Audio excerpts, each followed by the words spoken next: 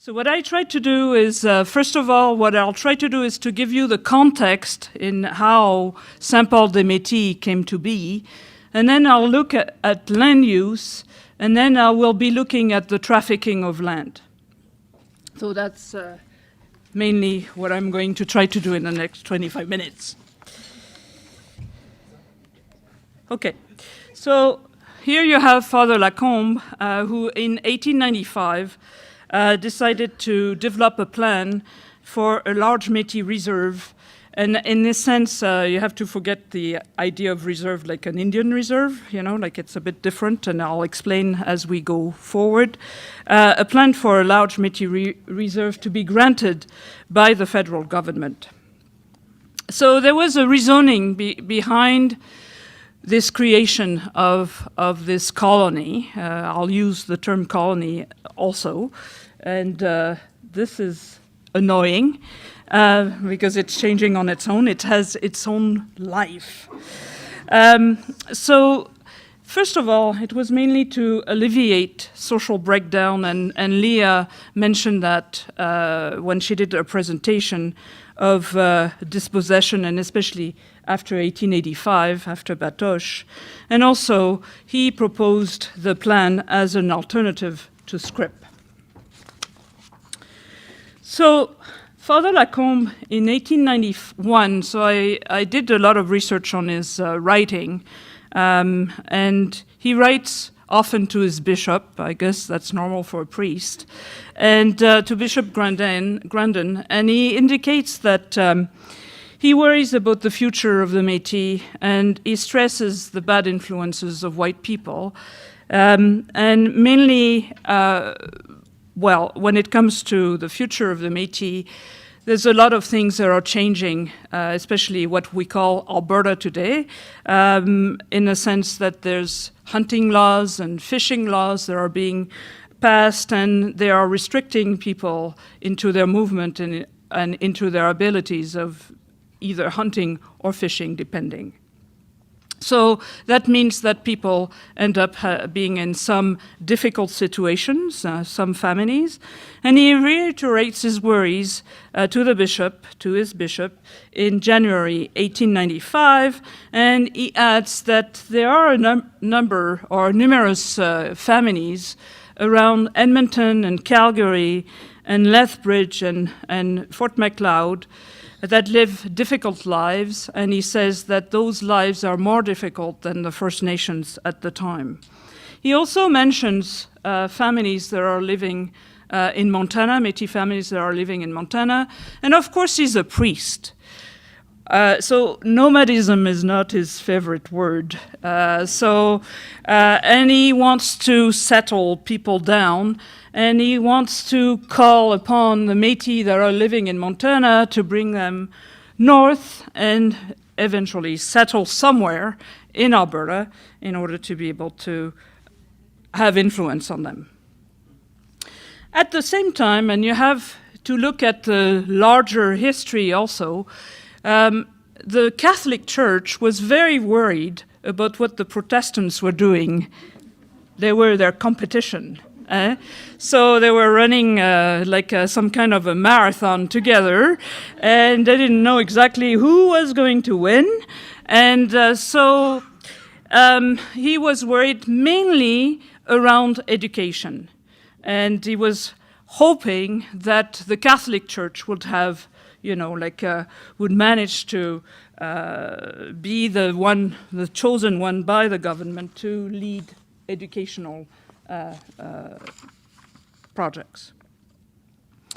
The thing is, when we look at the alternative to Scrip, Lacombe in his writing, and it's true throughout the 1880s, throughout the 1890s, he denounces Scrip. He really sees the cupidity of the Scrip speculators, and he tells the story in newspapers. So this is one excerpt. And for him, something needed to be done. So he will come up with a plan to gradually transform Métis individuals into farmers. And, sorry, this is annoying, but at first, and this links to what Keisha told us, he thought of Buffalo Lake. Yeah, the one close to Red Deer. And he thought, well, this would be a good place to go, but in the end decided not to go that way, mainly because there were too many white people. And he wanted to find a community or a place where people had too much contact with white people in order to be able to do what he wanted to do with the Métis family. So he decided to go northeast, and he chose the area of Saint-Paul-des-Métis. What's interesting is that when we look at Sawchuk and Ferguson, who wrote this book in 1981 that Frank mentioned in his presentation, it seems that the government at the time didn't really have any idea of any alternative to Scrip. It felt it had fulfilled most of its obligations, but the government was worried about a couple of things, though. It was worried about the impoverishment of the Métis people. Why? Mainly because it felt that, well, if the Métis are discontent, then they could do what they did in Batoche again. So they didn't like that. And then there was also the fact that, well, they didn't want to address the real cause of the impoverishment of the Métis people, like the losses in Batoche, the fact that there was scrip fraud, and also the fact that there were some changes, economic structures that made people poorer. So they thought, the government, I shouldn't say they, but the government, agreed with Lacombe's plan and saw this as a possible alternative from Scrip. And they thought, well, it would be an easy solution that didn't require too much money. It didn't require too much policy changes to remedy the problem of the impoverishment of Métis people. So they also saw the religion as being the mediation that would take care of some of the issues by correcting certain tendencies that supposedly Métis people had, such as improvidence, I insist on this, improvidence, and nomadism. I'll come back to this. However, even though Lacombe had this plan, there was also the fact that the commissions continued throughout 1885, as we heard. So Lacombe's proposal was very paternalistic in its title, a philanthropic plan to redeem, I insist on the redemption, the half-breeds of Manitoba and the Northwest Territories. So it was accepted by the government. And then on December 28th, 1895, there was an order in council that was passed and established Saint-Paul-des-Métis on a 21-year lease. So that's the story. So once that was done, then there were a number of townships that were created, and there were some sections of land that were kept for the church, and the government allotted $2,000 to buy seed grain and implements, and then the Métis were supposed to become self-sufficient agrarian. And then the structure, when we look at the structure of Saint-Paul-des-Métis per se, well, there was not much Métis governance in there. It was mainly, the clerics that were, looking over this specific colony. So Lacombe was busy doing all kinds of different things, so he asked Adéodat Terrien, who was also a priest, and the first time I saw his picture, I wanted to run away. So he was, well, he's a bit scary. So Adéodat Terrien was put in charge in the colony, and he believed that the residents were to live by the fruit of their labors and not expect the colony to support them like Indians on a reserve.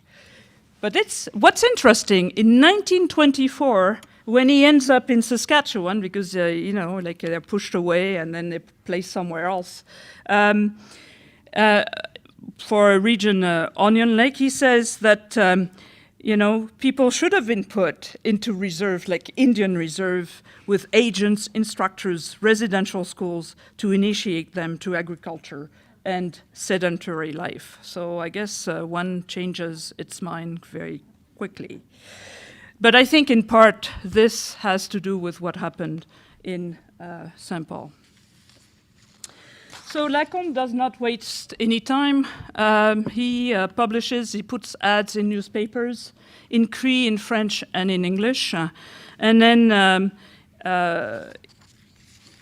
when we look at Scrip applications, we can tell that those are from 1900, that some of the people that are going to St. Paul were actually from Edmonton, St. Albert area, from Battle River, Duhamel area, Fort Pitt, Battleford region.